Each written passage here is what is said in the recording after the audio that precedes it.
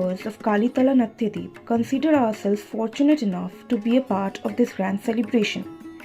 Today we are going to perform Panchamved Natya Rachana on the occasion of Vishwajan Rang organized by National School of Drama, New Delhi. The performance is designed and directed by Alok Kumar Chaudhary, performed by the members of Kalitala Natyadeep.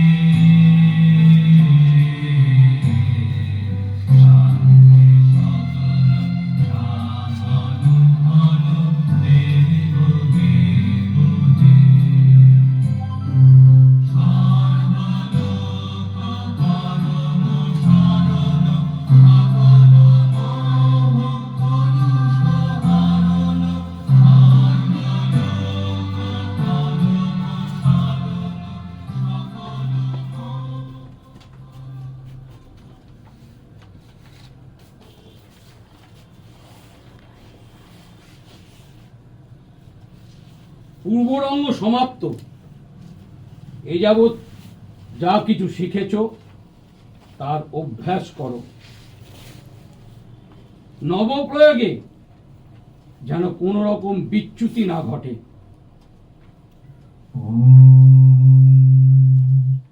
প্রণম্য শিরোষা দেব পিতামহো মহেশ্বর নাট্যশাস্ত্রম প্রবক্ষ্যামি ব্রহ্মণ্য যদুদং রুদং।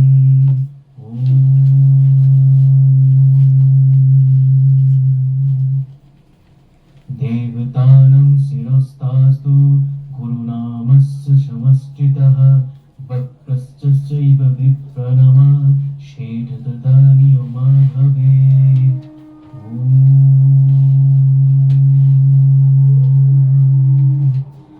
विष्णु शक्ति समुत्पर्णे चित्रवर्णे महीधरे अनक रत्न संपन्ने।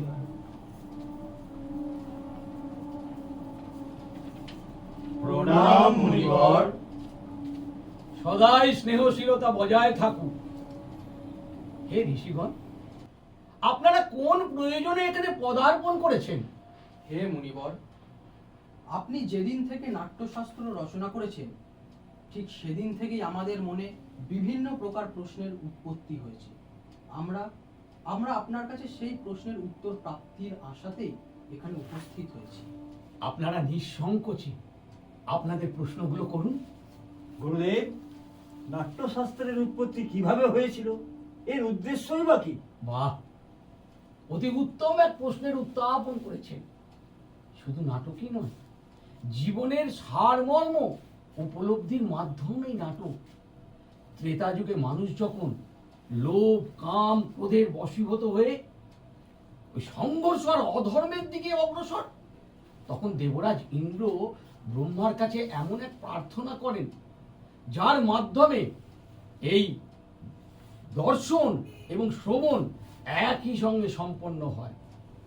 ইহার দ্বারাই মনুষ্য জগৎ যাতে ধর্ম অর্থ মোক্ষের পথে ফিরে আসতে পারে। কিন্তু গুরুদেব, বেদই তো আসল জ্ঞানের ভান্ডার। এর মধ্যে সমগ্র জগতের রহস্য লুকিয়ে রয়েছে। বেদ স্বয়ং এই কার্য নির্বাহ করতে পর্যাপ্ত। তাহলে এই নতুন বেদের কি প্রয়োজন? কারণ সকল জনসাধারণের কাছে নাটক যাতে সহজলভ্য হয়, এই নাটকের মাধ্যমে জনগণের কাছে শিক্ষা ও ধর্ম পৌঁছে যায়।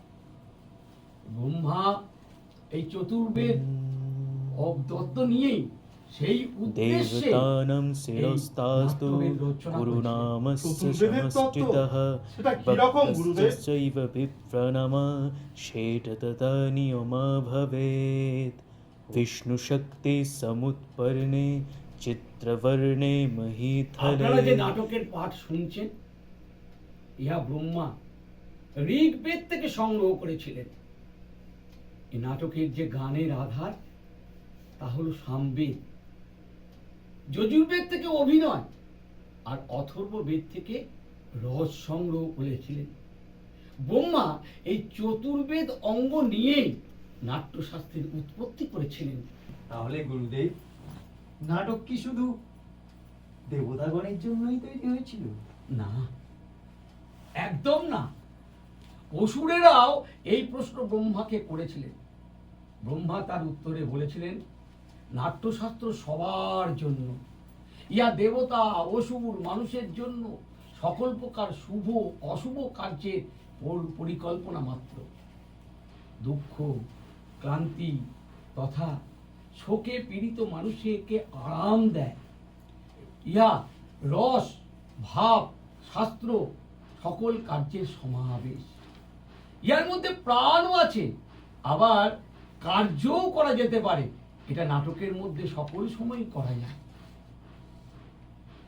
অদ্ভুত, অদ্ভুত, সমস্ত সৃষ্টির সমাবেশ, লৌকিক আবার আবার অলৌকিক, সব কিছুর প্রতিনিধি কলা। হ্যাঁ ঋষিগণ, নাটককে আপনারা কলার মূলও বলতে পারেন, আবার কলার মিলনও বলতে পারেন। মণিবর, নাট্যকলা বড়ই অদ্ভুত কলা। ইহা ততটাই জরুরি যতটা জীবিত থাকার জন্য নিঃশ্বাস জরুরি। তাহলে আমাদের সমাজ এর গুরুত্ব বুঝতে অসুবিধা কেন? আমরা শিল্পী, নীতি নির্ণয়ক নই। কলাকর্ম আমাদের ধর্ম। আমাদের বিষয়ে, আমাদের কলার বিষয়ে নীতি নির্ণয়কগণকে আরো বিবেচনা করতে হবে। পরীক্ষা নিরীক্ষার মাধ্যমে আরো সুযোগ প্রদান করতে হবে। নাটক শুধু কলাই নয়, সমাজের দর্পণ, মানবতাকে সত্যের পথে চালনা করার মাধ্যম। রঙ্গমঞ্চ জাতি, ধর্ম, ভৌগোলিক সীমা অতিক্রম করে সামগ্রিক মানবতার কথা বলে। রঙ্গমঞ্চ আজও সমাজের কঠোর পরিস্থিতিকে দূর করে সমাজে সমতার মনোভাব তৈরি করে, যে মনোভাব পৃথিবীকে স্বর্গে পরিণত করতে পারে। নিঃসন্দেহে মণিবর, কলাবিহীন সমাজ তো পশুদের সমাজ।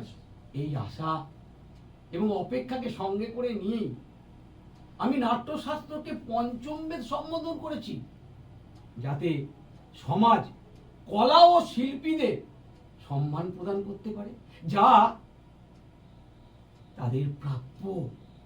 পঞ্চম বেদ, সমগ্র বেদের জ্ঞান।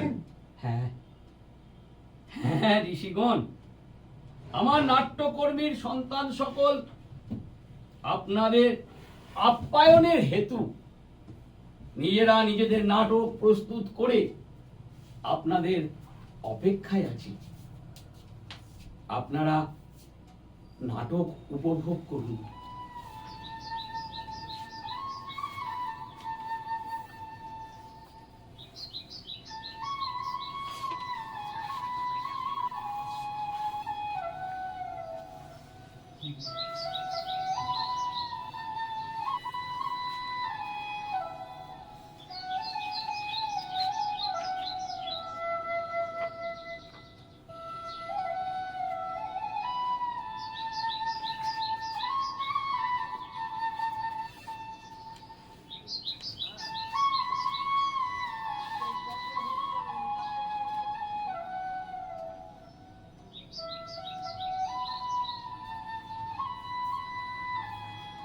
কি সুন্দর এই আশ্রমের দৃশ্য।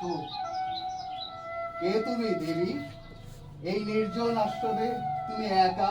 আমি ঋষি কন্যের কন্যা। নাম কি তোমার? নাম শকুন্তলা। আপনি কে রাজন? আগমনের হেতু? আমি রাজা দুষ্মন্ত। শিকারে বেরিয়েছিলাম, পথ হারিয়ে এই আশ্রমে এসে প্রবেশ করেছি। এই নির্জন আশ্রমে তুমি একা কি করছো? আমি এই আশ্রমের কন্যা। এই আশ্রমের সেবা করাই আমার কাজ।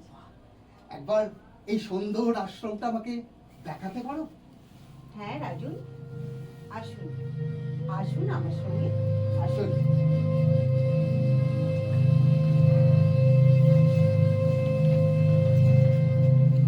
এই রাষ্ট্রের বৃদ্ধি হোক, সকলের আশা পূর্ণ হোক।